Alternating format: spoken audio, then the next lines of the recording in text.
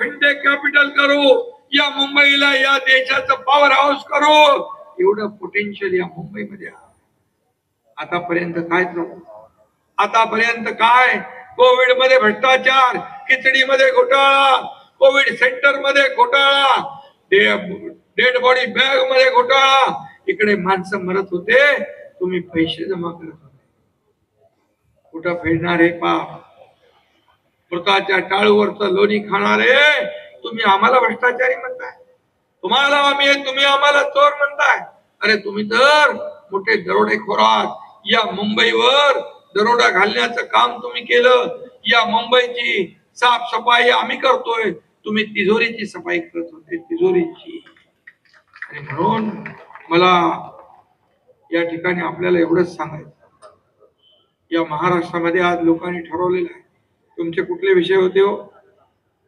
2-3 विषय होते. सुप्रीम कोर्टाचे ते सांगतो ना. पाणी नाही, का नाही पाणी? पाणी बिल्डरांना वळवलंय आणि गरीबाच्या तोंडचं पाणी पळवणाऱ्यांना, बिल्डरांना पाणी देणाऱ्यांना येत्या 20 तारखेला ही जनता पाणी पाजल्याशिवाय राहणार नाही. पाजणार पाणी, बरोबर पाजणार. 10 वर्ष आमदार किती? 10 वर्ष या ठिकाणी आज आमदार काय करतायत सांगा? जनतेला उत्तर द्या. तुम्ही 10 वर्षात काय केलं? या मतदारसंघामध्ये साधा पाण्याचा प्रश्न सोडवू शकले नाही, रस्त्याचा प्रश्न सोडवू शकले नाही, लोकांना दिवाबत्तीचा प्रश्न सोडवू शकले नाही. तुम्ही काय केलं त्याचं उत्तर द्या. महापौर होते, आमदार होते, सगळं होते, करायची इच्छा पाहिजे, करायची धानत पाहिजे. ती धानत महायुती दाखवती आहे. आणि म्हणून आज तुम्हाला मी सांगतो, मागील वर्षी इथं आंबेडकर नगर मध्ये काय आग लागली होती? 1000 झोपड्यांना आग लागली. मी ताबडतोब कानून कायदे बाजूला ठेवले. 5.5 कोटी रुपये त्या गरिबांना दिले, त्यांचे घर उद्ध्वस्त झालेलं उभं केलं. हे काम सरकारचं. गोर गरिबांना दिलासा देण्याचं काम, ही ड्युटी, ही जबाबदारी सरकारची. आणि तुम्ही काय केलं? तुम्ही एवढे वर्ष फक्त आणि फक्त या मुंबईला फक्त लुबाडण्याचं काम केलं. या SRA चे प्रकल्प किती रखडले, धोकादायक इमारती किती मुंबईमध्ये आहेत, का विकास होत नाही?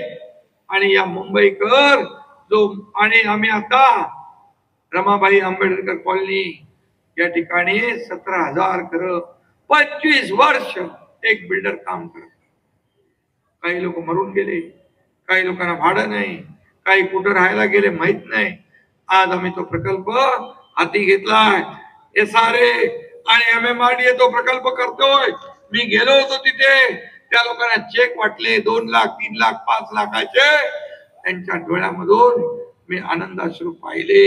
त्यांना कधी विश्वास नव्हता की आम्हाला कधी घराचं भाडं मिळेल.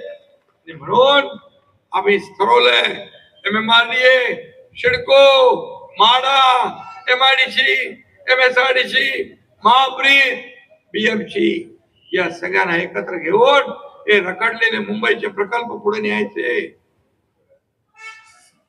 बेघर झालेल्या लोकांना घर द्यायचं. मुंबईच्या बाहेर फेकला गेलेला मुंबईकर पुन्हा मुंबईमध्ये आणायचा, हे आमचं स्वप्न आहे. फक्त मुंबई निवडणूक आली की मुंबई तोडा, मुंबई तोडणार, मुंबई तोडणार, एकच 5 ते व्यासीपट्टी कॅसेट चालू.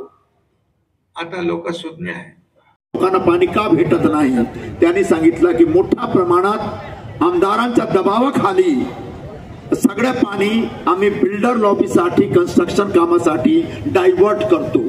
यामुळे लोकांना पाणी भेटत नाही. मी मुख्यमंत्री साहेबांना निवेदन करतो की तुम्ही अशी व्यवस्था करा की जे काही पाणी दिंडोशीच्या लोकांसाठी सप्लाय होत आहे त्याच्यामध्ये सर्व पाणी फक्त पिण्यासाठी सर्वप्रथम वापर झाला पाहिजे आणि त्यानंतर राहिलेला पाणी तुम्ही इतर व्यवसायासाठी देऊ शकता. तो हा एक पिण्याच्या पाणीचा मोठा प्रश्न आहे या विभागात. दुसरा रस्त्याचा एक मोठा प्रश्न आहे. इकडे आहे रस्ता IT पार्कवर आणि नागरी निवारा आणि संतोष नगरवर ठीकठाक रस्ता आहे, पण कुरार विलेज पासून क्रांतीनगर पर्यंत रस्ता आहेच नाही. रस्ता म्हणजे फक्त खड्डे आहेत. या रस्त्याचा निर्माण झाला पाहिजे, रस्त्याचा विकास झाला पाहिजे. ज्याप्रमाणे माननीय मुख्यमंत्री साहेबांच्या नेतृत्वात संपूर्ण मुंबईत एक सिमेंट कॉन्क्रीट रस्त्याचा निर्माण चालू आहे आणि यामुळे गेल्या पावसाळ्यात आम्हाला मुंबईमध्ये कुठेही खड्डा दिसला नाही, पॉटहोल दिसला नाही. याचप्रमाणे दिंडोशीमध्ये पण सर्व रस्त्याचा विकास झाला पाहिजे आणि कॉन्क्रीट रस्ता झाला पाहिजे. साहेब, मी सर्वांना, आमच्या सर्व मतदारांना मी असा वचन दिलेलं आहे तुमच्या वतीने की मी जेव्हा मी निवडून येईल तेव्हा त्यानंतर मी तुमच्या विभागामध्ये जे काही रस्ते आहेत सर्व रस्ते सिमेंटचे होणार. सर्व रस्ते सिमेंटचे होणार म्हणजे आजूबाजूला प्रॉपर गटर होणार, गटरवर कव्हर होणार आणि जो कचरा रस्त्यावर आहे, जो घाण रस्त्यावर असतो आणि त्यामुळे खूप आजारी लोक पडतात, त्या कचऱ्याची साफसफाई आम्ही करू शकतो. याचा मी एक वचन दिलेलं आहे. आम्हाला जो एक मुंबईमध्ये रस्त्याच्या विकासचा जो एक कार्यक्रम चालू आहे त्याच्या दुसऱ्या टप्प्यामध्ये दिंडोशीचे सर्व रस्त्याचा समावेश झाला पाहिजे. तिसरा म्हणजे एक मोठा विषय आहे वन जमीनवर राहणारे लोकांचा विषय. वन जमीनवर राहणारे लोकांचा विषय आहे की नाही? इकडे आहेत का वन जमीनवर राहणारे लोक? आता जरा हात वर करा, मला सांगा तुमचा विषय काय आहे. त्यांच्या मध्ये मी जातो. साहेब, संजय निरुपम साहेबांना निवडून आणायचे तर का आणायचंय हा सगळ्यात मोठा सगळ्यांच्या समोरचा प्रश्न असा आहे की मागील 10 वर्षापासून तुम्ही पण इथेच राहता, मी पण इथेच राहतो, तुम्ही पण इथेच काम करता, मी पण इथेच काम करतो. 10 वर्षापूर्वी जी दिंडोशी होती तीच आज सुद्धा आहे. काही बदल झालेला दिसतो का कोणाला? अरे जोरात बोला शेवटच्यांना. म्हणून आपल्याला आपला आमदार पाहिजे ना. आणि या अखंड महाराष्ट्रामध्ये 2.5 वर्षात झालेला बदल दिसतो की नाही तुम्हा सगळ्यांना? 2.5 वर्षापूर्वी एक मुख्यमंत्र्यांनी आपल्याला कोविड दिला, कोविडच्या यातना दिल्या, आपल्याला कोविड सेंटर घोटाळे दिले, डेथ बॅगचे घोटाळे दिले, खिचडीचे घोटाळे दिले. पण एक मुख्यमंत्री आपल्या सगळ्यांच्या नशिबामध्ये याच्या आधी कधी सुद्धा झाले नाही असे मुख्यमंत्री आपल्याला लाभले. त्यांनी लाडकी बहीण योजना दिली, लेक लाडकी योजना दिली, वयोश्री योजना दिली, महिलांना एसटी मध्ये पहिल्यांदा 50% मोफत सवलत दिली, शेतकऱ्यांना योग्य अशा सगळ्या सुविधा दिल्या. तुम्हाला आणि आम्हाला जगण्याची नवीन ओळख करून दिली. म्हणून या महाराष्ट्रामध्ये एकदा नाही तर पुढच्या 50 वेळा तरी जोपर्यंत महाराष्ट्राची परिस्थिती बदलत नाही तोपर्यंत एकच नाव मुख्यमंत्री म्हणून आपल्याला दिसते, ते म्हणजे मुख्यमंत्री एकनाथ शिंदे साहेब. दिसते की नाही तुम्हाला सुद्धा?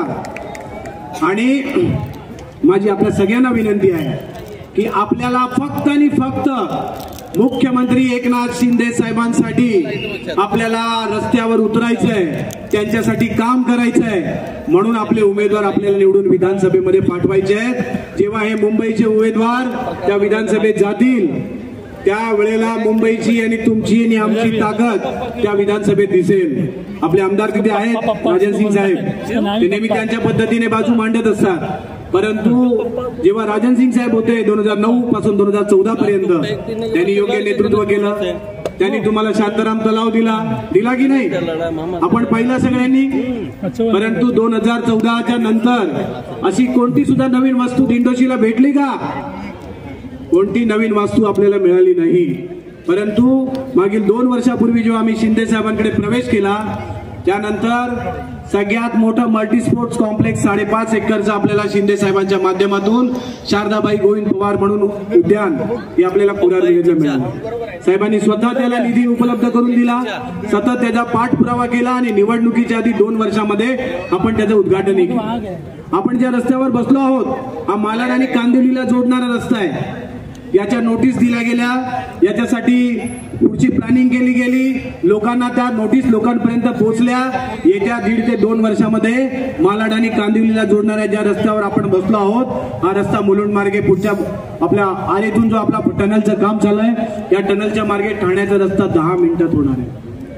म्हणजे ही कामं जो माणूस करतो त्याला आम्ही बघणार की फक्त बर्थडे, बारसा, लग्न, हो तुम्ही आमच्या सुखदुःखात सामील झालात, आम्ही कुठे नाही म्हणालो, पण त्याबरोबर तुमची ही पण जबाबदारी होती ना आज सुद्धा तुम्ही आप्पापाड्यापर्यंत रिक्षाने जाताना एखादी गर्भवती महिला गेली तर तिला प्रसूती कळ सहन होणार नाही, अशी भयंकर परिस्थिती आपण स्टेट बँक उतरल्याच्या नंतर आप्पापाड्यापर्यंत जाणाऱ्या रस्त्याची आहे. एकट्याची कोणाची जबाबदारी नाहीये, तुमची पण जबाबदारी होती.